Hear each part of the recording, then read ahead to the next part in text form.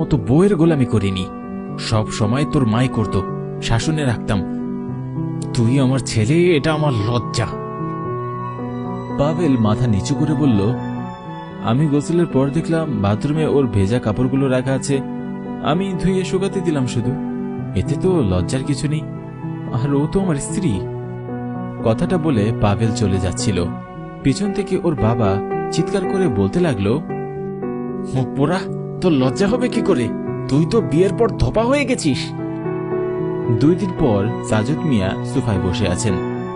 দুপুরের দিকে মেয়ে রিনা ফোন করে বাবাকে বলল, বাবা জানো, তোমাদের জামাই আমার জন্য কাঁচা টমেটো দিয়ে শোল মাছের পাতলা ঝোল রান্না করছে। ওর হাতে জাদু আছে, খেলেই বুঝবে। সাজদ মিয়া অবাক হয়ে বললেন, জামাই রান্না করতে জানে? রিনা বলল, শুধু রান্নায় নয় গো বাবা, তরকারি কাটা, বাসন ধোয়া, কাপড় চোপড় কাচা,